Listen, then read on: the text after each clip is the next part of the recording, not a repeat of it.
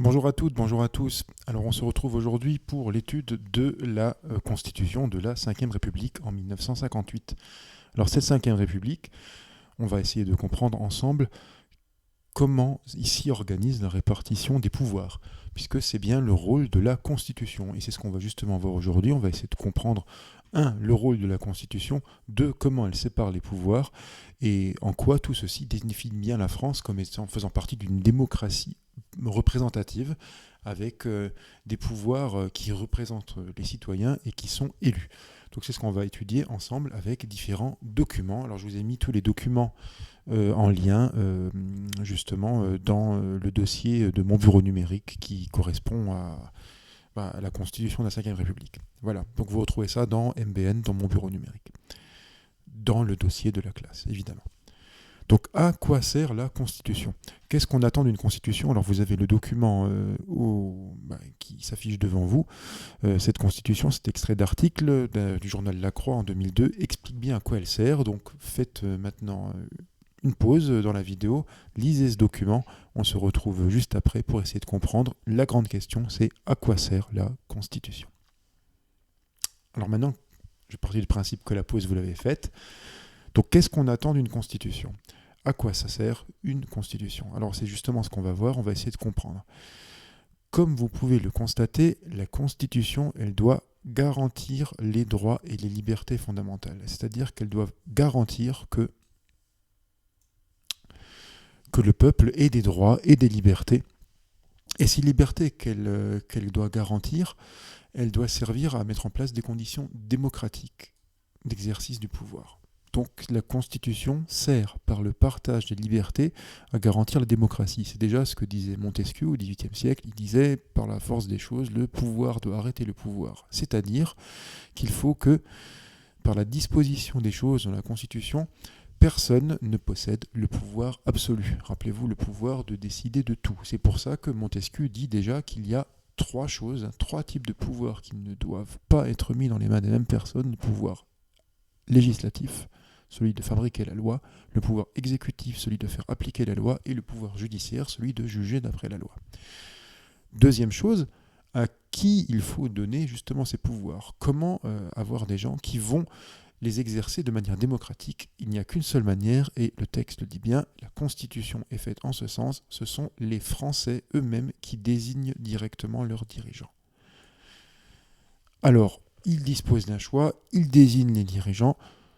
Seul moyen de le faire dans un pays d'un certain nombre comme le nôtre, c'est pas la démocratie directe, c'est-à-dire le fait que les gens décident directement, se réunissent eux-mêmes pour décider des lois, mais il y a la démocratie représentative, le fait par des élections de choisir des gens élus qui vont nous représenter. Donc démocratie représentative. Donc cette constitution, troisième point, elle est censée amener une stabilité. Une stabilité qui permet le gouvernement, c'est-à-dire que pour gouverner, eh bien, il faut que chacun sache bien comment les choses se mettent en place, de telle sorte à ce qu'il y ait des gouvernements stables qui ne soient remis en question que par des moyens démocratiques lors d'élections. C'est bien ce qui différencie aussi la France de pays comme ceux qu'on a étudiés après la décolonisation, qui étaient dans des états de très forte instabilité politique. Et cette stabilité, comme on l'a vu, elle est aussi garantie par la richesse amenée notamment par la présence de l'Union européenne. Donc, élire. Élire, c'est comme ça que se met en place la Constitution. C'est ce que dit la Constitution. Il faut élire des gens. Cette catégorie politique de gens élus doit garantir les droits et les libertés fondamentaux. Ces droits et libertés sont démocratiques. Et cette démocratie, elle est garantie donc par la séparation des pouvoirs. D'où le tableau que je vous ai distribué avant que nous soyons confinés, et pour ceux qui ne l'ont pas, qui est évidemment dans le document, enfin dans le dossier que je vous ai fait sur mon bureau numérique. Donc ce tableau-là, le voilà. Alors le voilà en entier, rappelez-vous, il est en 2 feuilles A4 que vous avez à mettre du côté gauche et droit d'une double page de votre cahier. Donc ce tableau, il nous montre bien le fonctionnement de la Constitution. Alors le pouvoir judiciaire n'y apparaît pas, car le pouvoir judiciaire n'est pas en charge de la fabrication ni de l'application de la loi, donc, mais de son respect. Donc le pouvoir judiciaire est exercé par des juges dans le cadre du système de la justice qui se doit d'être indépendante en démocratie du pouvoir politique afin de pouvoir décider et juger en toute quiétude pour assurer justement la stabilité du pays. Donc nous, on va s'intéresser maintenant au pouvoir exécutif et au pouvoir législatif. Et comme vous pouvez le voir, il y a un certain nombre de questions. Il y a 5 questions que vous avez ici. Qui détient le pouvoir exécutif? Qui détient le pouvoir législatif? Qui est élu au suffrage universel direct et au suffrage universel indirect? Suffrage, c'est une élection, tout simplement. Direct, c'est quand le peuple élit les gens sans intermédiaire, directement. Et indirect, c'est quand il y a une étape à l'élection. Quel est le rôle du Parlement? Question 4. Et qui peut vérifier la conformité des lois de la Constitution à la Constitution? La conformité, c'est le fait que la Constitution donne le droit de les prendre. Donc c'est pas vérifier si elles sont bonnes ou pas, c'est vérifier si, est-ce qu'en démocratie, on a le droit de prendre ces lois, est-ce qu'elles sont donc conformes? Donc posez-vous maintenant ces 5 questions avec les documents que vous avez devant les yeux. On se revoit juste après, là aussi vous faites un arrêt et puis on se revoit pour les réponses aux questions. Voilà, donc on part du principe que vous avez regardé vos 5 questions, que vous avez trouvé différentes réponses, et maintenant on va rechercher ensemble qui détient ces différents pouvoirs. Alors, question très bête, que les questions 1 et 2, le pouvoir exécutif, donc celui de faire appliquer les lois, est bien la propriété c'est l'apanage de 2 catégories de personnes que l'on va justement appeler la tête de l'État. C'est le président de la République ainsi que le gouvernement. Donc eux, ils ont le pouvoir exécutif. Donc ces 2 catégories de personnes qui ont le pouvoir exécutif, en bleu sur votre document, ils sont en partie choisis par les Français de manière directe et indirecte. Donc. Alors celui qui est directement choisi par les Français, comme vous pouvez le constater, c'est le président de la République. Il est issu du vote des 44 millions d'électeurs. Très important, c'est Charles de Gaulle qui voulait vraiment mettre ceci en place. Au début de la Ve République, ce système n'existe pas. 4 ans après sa mise en place, rappelez-vous, elle est mise en place en 1958, après le retour de Charles de Gaulle aux affaires suite aux problématiques issues de la guerre d'Algérie. Donc de Gaulle revient en 1958 et ne veut pas de la 4e République qu'il jugeait instable et qu'il jugeait, lui, mal proportionné dans ses pouvoirs. Il considérait que le pouvoir législatif était trop puissant par rapport au pouvoir exécutif. Il voulait donc un régime où le président soit plus fort. Et pour que le président soit plus fort, il fallait lui donner plus de légitimité. Pendant la 4e République, le président est élu par le Parlement, donc par l'Assemblée nationale et le Sénat. Ça donne énormément de pouvoir au Sénat et à l'Assemblée nationale et ça donne moins de pouvoir au président puisqu'il n'est pas élu directement par le peuple. Là, la volonté de Gaulle, c'est de faire un président directement élu par la population, ce qui crée un lien direct entre le président et les électeurs et qui renforce son pouvoir. On dit donc maintenant de notre régime qu'il est présidentiel et aussi parlementaire. Donc si on fait le compte, ce régime présidentiel, il est donc montré par le fait que le président est élu en quinquennat, c'est-à-dire pour 5 ans. C'était pour 7 ans jusqu'en 2002, jusqu'à après le mandat de Jacques Chirac, le 2e mandat de Jacques Chirac, qui lui-même est passé du septennat au quinquennat pour son 2e mandat. Donc à partir du mandat avant 2002, c'est-à-dire donc 1997, il s'agit d'un quinquennat. Donc le président élu pour 5 ans est le chef de l'État, il siège au palais de l'Élysée et il est élu directement par le peuple. Lui a le pouvoir de nommer le gouvernement. Alors qu'est-ce que c'est que le gouvernement? Toujours dans le pouvoir exécutif, c'est le Premier ministre, les ministres, les secrétaires d'État. Donc vous avez différents types de ministres, 2 catégories, ministres d'État, etc. Donc ces ministres-là ont pour rôle de déterminer et conduire la politique de la nation. Traditionnellement, dans la Ve République, c'est le Premier ministre qui conduit la politique de la nation et le président avait un rôle d'arbitre, justement, lors des conseils des ministres. C'est lui qui pouvait donner son assentiment et sa position globale, puisqu'il était l'élu du peuple. Actuellement, il y a une modification de ce fonctionnement depuis la présidence Nicolas Sarkozy et le président prend de plus en plus le rôle lui-même de chef de gouvernement. Le président, actuellement, euh, a une fonction qui l'amène à être vraiment aux affaires et à décider au jour le jour des pratiques gouvernementales. Il y a encore une vingtaine d'années, on se retrouve, c'était le tout début de cette pratique-là, et le président avait plus un rôle d'arbitre. On entendait moins souvent le président s'exprimer. Aujourd'hui, c'est beaucoup plus courant, et cette nouvelle pratique est une nouveauté dans l'usage de la Ve République depuis une vingtaine d'années. Donc vous avez le président, vous avez le gouvernement. Le gouvernement n'est pas élu. Le gouvernement est nommé par le président, mais regardez bien, le gouvernement est contrôlé par l'Assemblée nationale. Si les députés n'étaient pas d'accord avec une position gouvernementale, ou si lors de la création du gouvernement, après une élection présidentielle, quand le président va nommer son gouvernement, son premier gouvernement, les députés n'étaient pas d'accord, il pourrait dire non. Donc le président est obligé de prendre un premier ministre avec lequel les députés sont d'accord.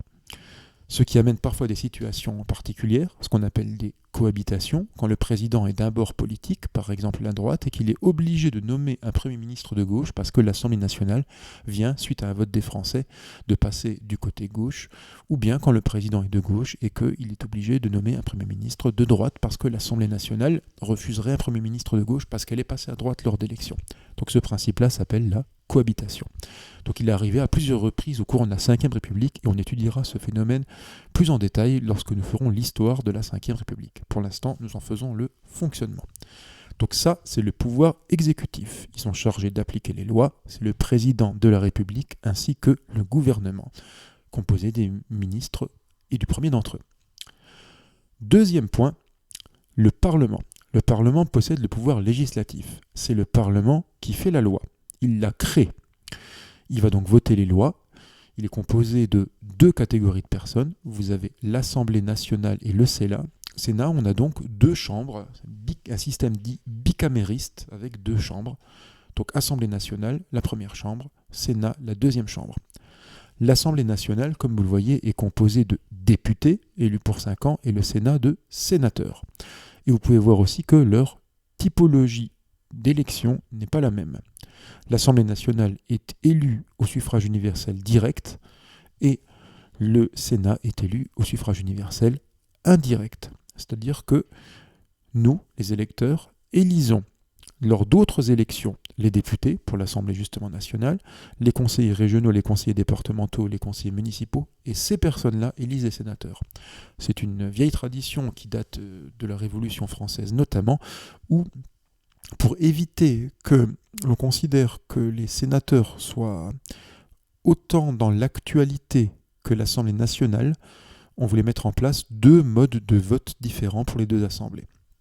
Alors qu'est-ce que ça veut dire ne pas être autant dans l'actualité ? C'est-à-dire que les sénateurs n'ont pas besoin d'avoir aussi peur de ne pas être réélus par le peuple et pourraient donc, c'est ce que pensaient au XVIIIe siècle notamment les créateurs de ce type de méthode, pourraient donc être moins tentés de ne pas prendre de mesures impopulaires. Ils pourraient prendre des mesures impopulaires nécessaires et pourraient, par leur sagesse, justement, puisqu'ils sont là, qui sont élus pour 6 ans, qu'ils ne sont pas élus directement par le peuple, on considère que c'est la chambre des sages, entre guillemets, qui sont censés pouvoir donner un avis plus modéré que l'Assemblée nationale. Donc, voilà pour Sénat et Assemblée nationale, voilà pour notre Parlement. Donc lui, il détient le pouvoir législatif, celui de fabriquer la loi. Vous voyez que dans les deux cas de figure, on trouve des gens qui sont élus au suffrage universel direct et indirect, puisque le président de la République et les députés sont élus au suffrage universel direct et les sénateurs au suffrage universel indirect. Donc le Parlement, son rôle est double. Comme on l'a dit, c'est lui qui vote les lois. Donc il choisit les lois. C'est les députés et les sénateurs qui ont le droit de dire si les lois, c'est bon ou pas, et si on les prend ou pas. Et également, il va contrôler ce que fait le gouvernement. Il évalue les politiques publiques. C'est-à-dire que cette notion de contrôle va être extrêmement importante. On a le droit, les députés ont le droit de censurer justement le gouvernement. Si le gouvernement déplaît à une forte majorité de députés, un vote peut être fait, une motion de censure à l'Assemblée nationale et le gouvernement peut sauter. C'est-à-dire que le gouvernement peut être dissous et le président est obligé alors de nommer un nouveau gouvernement. De la même manière, vous voyez que le président, lui, a la possibilité de dissoudre l'Assemblée nationale, elle aussi. C'est-à-dire que uniquement le président a le droit de dire l'Assemblée nationale ne remplit mal son travail, je vais dissoudre l'Assemblée nationale et demander au peuple de nouvelles élections anticipées. Alors pourquoi ce système de contrôle réciproque? Pour éviter qu'un pouvoir prenne trop de place par rapport à un autre, notamment dans l'optique de ne pas amener, rappelez-vous, une collusion de pouvoir aux mains d'une seule personne ou d'un seul groupe de personnes, comme on a pu le connaître pendant la période de la Terreur ou chez les Allemands pendant la période du nazisme à partir de 1933. C'est-à-dire que quand les pouvoirs sont mélangés, vous êtes en face d'une dictature. Donc voilà, vous avez bien une séparation des pouvoirs avec un rôle du Parlement. Par contre, regardez, le gouvernement a la possibilité de soumettre des projets de loi. Donc il peut déposer des projets qu'il soumet au vote du Parlement. Mais vous allez me dire, en ce moment, on a l'impression que le gouvernement gouverne sans que le Parlement soit invité à prendre de décisions. Il est mis au courant des décisions, mais pas pour des votes, juste à titre représentatif. Alors regardons maintenant pourquoi, dans cette situation particulière que nous connaissons en cette année 2021 et qu'on a connue en 2020, les choses se passent ainsi. C'est à cause de ceci que nous allons voir, donc un nouveau petit document, que voilà, l'article 16. Alors l'article 16, qu'est-ce que c'est? Eh bien, c'est, regardez, ce qu'il se passe lorsque la République est menacée de manière grave et immédiate.